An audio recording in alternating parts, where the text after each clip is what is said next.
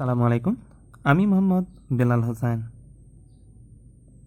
আজকে আমরা AC series সার্কিটের সিরিজ রেজোন্যান্স রিলেটেডের কিছু ম্যাথ দেখব। যেহেতু এর আগের লেকচারে আমরা সিরিজ রেজোন্যান্সের বেসিক কনসেপ্টগুলো নিয়ে আলোচনা করেছি, তো আজকে আমি সরাসরি বই থেকে ম্যাথ করব। সেটা হচ্ছে রেজোন্যান্স বই থেকে। রেজোন্যান্স বইয়ের এক্সাম্পল 1 নম্বর ম্যাথটা কি বলছে যে দেখুন,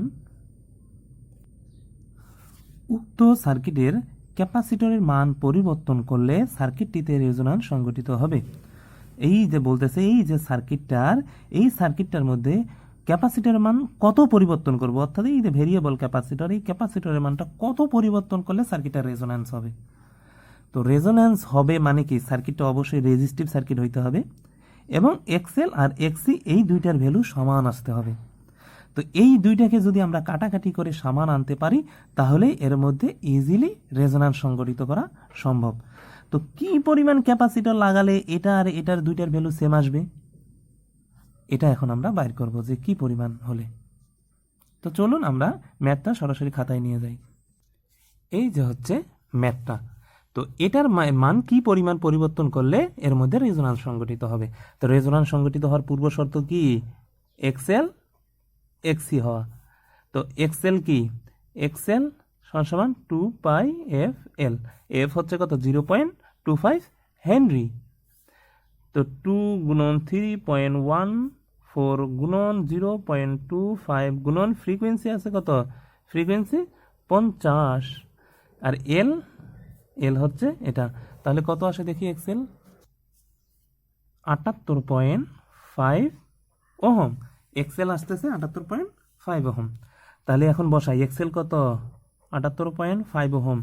তাহলে এক্সি, অর্থাৎ এক্সি হইতে হবে 78.5। তাহলে সি কত হইতে হবে, ক্যাপাসিটর কত হইতে হবে। তাহলে এক্সি সমান সমান আমরা জানি কি 2 পাই এফ সি, আর এটা কত 78.5। তাহলে সিটা এদিকে নিয়ে যাই, তাহলে 1/2 পাই এফ 78.5 সমান সমান সি। তাহলে সি সমান সমান আসে কত দেখি, ক্যালকুলেশন করি। এখানে ফ্রিকোয়েন্সি কিন্তু 50, তাহলে সি আসে 40.56 মাইক্রো ফ্যারাড সি। অর্থাৎ সি এর ভ্যালুটা, এইখানে সি এর ভ্যালুটা 40.56 মাইক্রো ফ্যারাড হইতে হবে। তা প্রশ্নের মধ্যে দেয়া আছে কত, 91.2 মাইক্রো ফ্যারাড হইতে হবে কত, 40.56 মাইক্রোফ্যারাড। যদি 40.56 মাইক্রোফ্যারাড দেই তাহলে এইটা আর এইটা সমান হয়ে যাবে। আর এটা আর এটা সমান হওয়া মানে কি হবে, এটা সমান মানে এটা কাটাকাটি যাবে। যেমন দেখুন, জেড সমান সমান আর প্লাস এক্সএল এক্সি। তাহলে এটার ভ্যালু যদি সমান হয় তাহলে কি হবে, এটা শূন্য হবে। তাহলে শুধুমাত্র জেড সমান সমান আর থাকবে। আর জেড সমান সমান আর থাকা মানে এটাকে রেজোন্যান্স সংঘটিত হয়ে গেল, সার্কিটটা রেজিস্টিভ সার্কিট হয়ে গেল। তাহলে কি পরিমাণ পরিবর্তন করতে হবে, বলছে যে সার্কিটটায় কি পরিমাণ ক্যাপাসিটরের পরিবর্তন করতে হবে। তো ক্যাপাসিটরের পরিবর্তন করে এতই আনতে হবে। তাহলে পরিবর্তন করতে হচ্ছে কত, 91.2, আর এটা আছে কত 40.56 দেয়া আছে। দেখুন 91.2 40.56, তাহলে এটা থেকে এটা বিয়োগ দেই, 91.2 বিয়োগ 40.56, তাহলে 50.64 মাইক্রো ফ্যারাড। অর্থাৎ পরিবর্তন করতে হবে এই পরিমাণ ক্যাপাসিটর। অর্থাৎ এইখান থেকে যদি এই পরিমাণ ক্যাপাসিটর কমাই, এটা কি কমাতে হবে, তাহলে এই পরিমাণ ক্যাপাসিটর যদি কমাই তাহলে এই ক্যাপাসিটরটা আসবে। আর এই ক্যাপাসিটরটা আসলেই সার্কিটের মধ্যে রেজোন্যান্স সংঘটিত হবে। আর রেজোন্যান্স সংঘটিত হলেই মানে কি, এর মধ্যে দিয়ে ম্যাক্সিমাম কারেন্ট প্রবাহিত হবে। যেমন আই সমান সমান দেখুন ভি ভাগ আর, তাহলে ভি আছে কত 50, আর হচ্ছে কত রেজিস্টিভ সার্কিট, আর হচ্ছে 5 অর্থাৎ 10 এম্পিয়ার। তাহলে এটা কি রেজোন্যান্স কারেন্ট সংঘটিত হলো, অর্থাৎ ম্যাক্সিমাম কারেন্ট সংঘটিত হয়েছে। তো এইখান থেকে শুধুমাত্র তারা কি পরিমাণ পরিবর্তন হবে সেটা নির্ণয় করতে বলছে, কাজে আমরা এটা নির্ণয় করব না। তাহলে আমাদের উত্তর হচ্ছে কি এইটা, অর্থাৎ ক্যাপাসিটরটাকে এই পরিমাণ কমাতে হবে। এবার দেখি অন্য আরেকটা ম্যাথ। এই ম্যাথটার ক্ষেত্রে কি বলছে, 2 নম্বর ম্যাথটার ক্ষেত্রে নিম্নের চিত্রে বলতেছে, এই চিত্রটার পি ও কিউ এর মধ্যে, পি এবং কিউ এর মধ্যে কি পরিমাণ ক্যাপাসিটর সংযোগ করিলে সম্পূর্ণ সার্কিটের পাওয়ার ফ্যাক্টর একক হবে। দেখুন, পাওয়ার ফ্যাক্টর একক হবে মানে ইউনিটি হবে, ইউনিটি হবে মানে তার মানে কি, এটা রেজোন্যান্স সংগঠিত করতে হবে। তাহলে এইখানে এক ক্যাপাসিটর আছে, তো এই ক্যাপাসিটরের সাথে কি পরিমাণ ক্যাপাসিটর সংযোগ করব, তাহলে এই যে ক্যাপাসিটরটা আছে এই ক্যাপাসিটরটার সাথে কি পরিমাণ ক্যাপাসিটর আরও সংযোগ করব, সেটা কি সিরিজে সংযোগ করব না প্যারালালে সংযোগ করব। তো কি পরিমাণ সংযোগ করলে সার্কিটটা পাওয়ার ফ্যাক্টর একক আসবে, অর্থাৎ পাওয়ার ফ্যাক্টর একক মানে কি, সার্কিটটা রেজোন্যান্স সংগঠিত হবে। তো সার্কিট রেজোন্যান্স সংগঠিত হইতে গেলে এক্সএল সমান এক্সি হইতে হয়। তো আমরা এখন এটা করে দেখব কিভাবে, অর্থাৎ এটা কি সিরিজে ক্যাপাসিটরটা সংযোগ হবে না প্যারালালে সংযোগ হবে না কিভাবে হবে, আমরা এখন করে দেখব। চলুন এই ম্যাথটা আমরা খাতার মধ্যে তুলে নেই। এই হচ্ছে 2 নম্বর ম্যাথটা। তো এটার মধ্যে ফ্রিকোয়েন্সি তারা বলে দেয় নাই, তো আমরা ফ্রিকোয়েন্সি ধরে নিলাম কত, 50 হার্টজ। যদি ফ্রিকোয়েন্সি না দিয়ে দেয় তাহলে যে কোনো ম্যাথের ক্ষেত্রে যদি ফ্রিকোয়েন্সি দরকার পড়ে আর ফ্রিকোয়েন্সি যদি তারা না দিয়ে দেয় তাহলে আমরা ফ্রিকোয়েন্সি আমাদের সাপ্লাই ফ্রিকোয়েন্সি নর্মালি 50 হার্টজ, আমরা এই 50 হার্টজ ধরেই ম্যাথগুলো সলভ করার চেষ্টা করব। তো দেখি কি বলছে এখানে, কত ক্যাপাসিটর সংযোগ করলে সার্কিটটা ইউনিটি পিএফ হবে, অর্থাৎ রেজোন্যান্স সংগঠিত হবে।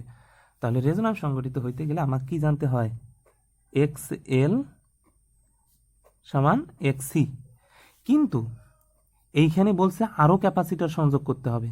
তো আমরা নর্মালি সবার আগে কি সিরিজে আরেকটা ক্যাপাসিটর যোগ করলাম, তাহলে এটার নাম দিলাম, এটা যদি 1 ধরি অর্থাৎ যেটা একটা আছে আর যেটা নাই সেটা 1 ধরতেছি, অর্থাৎ এইরকম ধরতেছি,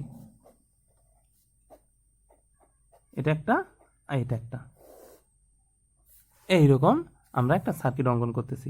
তো এটার ভ্যালু দেয়া আছে কত, 120 মাইক্রোফ্যারাড, আর এটার ভ্যালু আমরা বাইর করব, অর্থাৎ এই সি এর ভ্যালুটা বাইর করব। আর এটা আছে কত, 0.1 হেনরি, আর এটা হচ্ছে কত 8, এটা হচ্ছে পি আর এটা হচ্ছে কিউ। তো দেখুন এক্সএল এক্সি আর এটা হচ্ছে আমি সিরিজে সংযোগ করলাম। তো আমি সিরিজে সংযোগ করে ম্যাথটা করে দেখব, তারপরে বুঝতে পারবো যে সিরিজে আমার হবে কি না প্যারালালে করতে হবে, আমরা সেটা বুঝতে পারবো ইজিলি। তো চলুন আমরা আগে করি। তো এক্সএল সমান সমান কি, দেখুন এটার সাথে এটা যোগ দিলাম, কারণ হচ্ছে তারা বলছে কি পরিমাণ ক্যাপাসিটর সংযোগ করলে রেজোন্যান্স সংগঠিত হবে। এই জন্য আমি বলতেছি যে এই ক্যাপাসিটরটা আর এই ক্যাপাসিটরটা, দুইটা ক্যাপাসিটরের সাথে এই ইন্ডাক্টর, কেননা আমরা জানি ক্যাপাসিটর আর ইন্ডাক্টর দুইটা সমান যদি হয় তাহলে সার্কিটের মধ্যে রেজোন্যান্স সংগঠিত হয়, অর্থাৎ পিএফ ইউনিটি হয়, অর্থাৎ সার্কিটটা রেজিস্টিভ সার্কিট হয়। এই জন্যই মূলত এই সিস্টেম করা। তাই এক্সএল সমান সমান আমরা কি জানি, এক্সএল হচ্ছে কি 2 পাই এফ এল, এক্সি হচ্ছে কি 1/2 পাই এফ সি, আর এই এক্সির ভ্যালু দেয়া নাই, এই সির ভ্যালু দেয়া আছে, এই এল এর ভ্যালু দেয়া আছে কত 0.1, এখানে ফ্রিকোয়েন্সি কত ধরছি 50 ধরছি, এটা হচ্ছে কত 2 ধরছি, আর এটা 3.14 ধরছি হচ্ছে পাই এর মান। আর এইটার ভ্যালু কত পাইছি, এটা হচ্ছে 2, এটা 3.14 গুণন এটা হচ্ছে 50, আর এটা হচ্ছে 120 গুণন 10⁻⁻6 প্লাস এক্সি। এখন দেখি ক্যালকুলেশন করে, অর্থাৎ এটা আমরা ক্যালকুলেশন করলে আসলো এক্সি সমান সমান এইটা।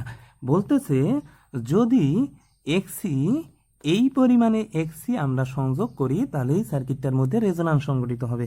তাহলে সি কত হবে, সি এটা তো এক্সি আমি এত পাচ্ছি, তো এক্সি এটা পাইলে আমার সার্কিটটা কি হবে, এইটা আর এইটা এক্সি যোগ যদি দেই অর্থাৎ 26.54, আর এটা যদি যোগ দেই তাহলে 31.4 হয়, অর্থাৎ এক্সএল হয়, এক্সএল এর সমান হয়। তাহলে এক্সএল এর সমান যদি এক্সি হয় তাহলে সেটা কি হয়, রেজোন্যান্স সংগঠিত হয়, অর্থাৎ রেজিস্টিভ সার্কিট তৈরি হয়ে যায়, অর্থাৎ ইউনিটি পিএফ হয়।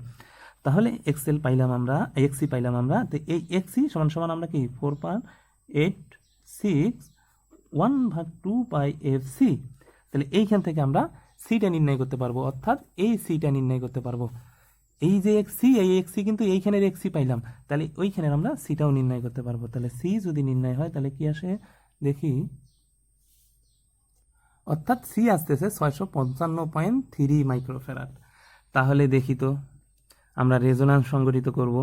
রেজোন্যান্স সংগঠিত করার জন্য এই পরিমাণ ক্যাপাসিটর লাগাতে হবে কোথায়, এইখানে, অর্থাৎ এইটা হইতে হবে 655.3 মাইক্রোফ্যারাড। তাহলে এটা 655.3, এটা হচ্ছে 120 মাইক্রোফ্যারাড। তো দেখুন এক্সএল সমান এক্সি হইতে গেলে আমরা দুইটা থেকে যদি একটা করি,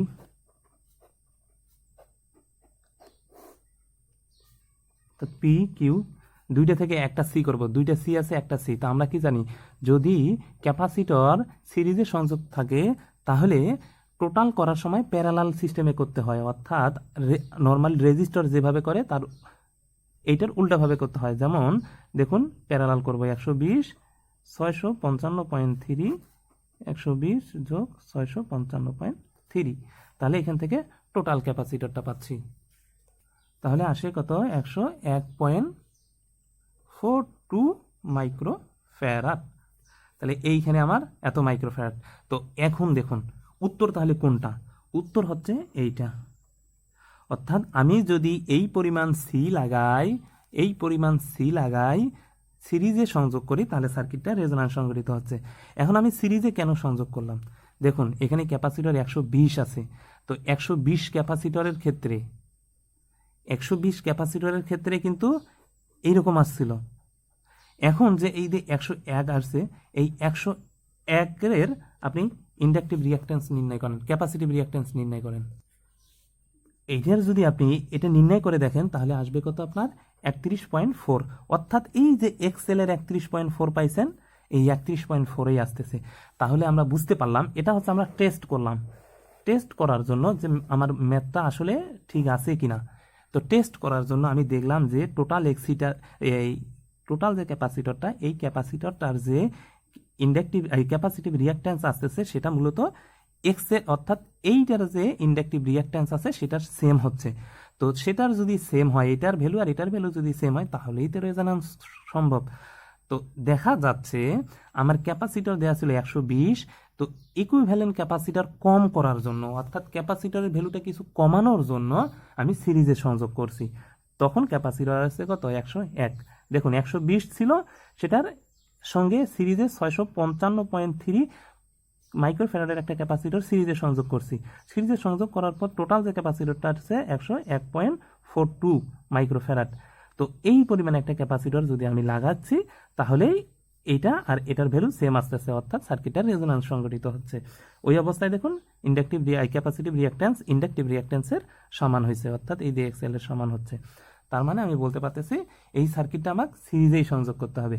এখন যদি আমি এই ক্যাপাসিটরটাকে এখন প্যারালালে সংযোগ করতাম, এইখানে প্যারালালে সংযোগ করতাম, তাহলে প্যারালালে সংযোগ করলে কি নর্মাল সিরিজের মতো হয়, তাহলে 120 আর 655 যোগ হইতো, যোগ হইলে 700, প্রায় 700, আর এখানে 70 75 775.3 আসতো। কিন্তু এত তো আসবে না, এত আসলে তো আমার এই ক্যাপাসিটিভ রিঅ্যাকট্যান্সের সঙ্গে ইন্ডাকটিভ রিঅ্যাকট্যান্স মিলবে না, কাজে আমাকে এটা সিরিজে কানেক্ট করতে হবে। তো সিরিজে কানেক্ট করলাম, কানেক্ট করে দেখলাম হিসাব করে যে টোটাল ক্যাপাসিটর আসছে, ওই টোটাল ক্যাপাসিটর দিয়ে আমি ক্যাপাসিটিভ রিঅ্যাকট্যান্স নির্ণয় করলাম, দেখলাম যে ইন্ডাকটিভ ক্যাপাসিট্যান্সের সঙ্গে মিলে গেছে, অর্থাৎ ইন্ডাকটিভ রিঅ্যাকট্যান্সের সঙ্গে মিলে গেছে। তো এই হচ্ছে আমাদের 2 নম্বর ম্যাথ, এইটাই হচ্ছে মেনলি উত্তর। আজকের মতো এ পর্যন্তই।